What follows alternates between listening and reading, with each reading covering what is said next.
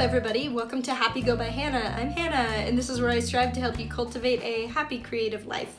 Today's video is the first of a few that I'd like to make where I talk about the digital software that I use to draw, which is called Procreate. If you haven't heard of it, Procreate is software that has been specifically made for the iPad. I adore it, and I use it for all of my digital illustration. It's used by professionals, but unlike other software, it's not a subscription. It's a one-time purchase of $9.99. And I love it, so I wanted to make a few videos going over some of my favorite tools that I like to use, and this first video I'm going to talk about the clipping mask. So I went ahead and recorded myself on here illustrating a simple little fox, a sneaky guy. I'm gonna speed up a little bit through the sketch process just so I can talk about the clipping mask tool. For the sketch, one of my favorite brushes that I use is the 6B pencil brush, which is what I've used here. So underneath the sketch is where I'm gonna go ahead and block out some color. This is not the fastest way to lay down color, but I like to do it this way because I like the softness of the charcoal brush, and then just going back behind it and cleaning it up.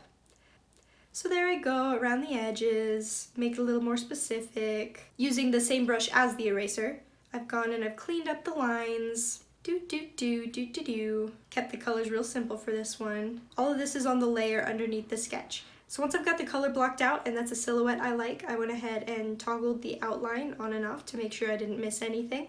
And now is when I use the clipping mask. So I've added a new layer on top of the silhouette, and I've selected clipping mask. So now anything that I draw on this layer will only show on top of whatever markings there are on the layer below it, which makes it super easy to stay nice and tidy. This soft brush that I'm using on top is the default Bonobo chalk. So now I'm gonna add another layer that I will be clipping to add just a couple little details, a little outlining, again with the 6B brush. You know, darken his eyes a little bit, make him extra sneaky. And then here at the end, I'll show you this is the difference that the clipping mask makes.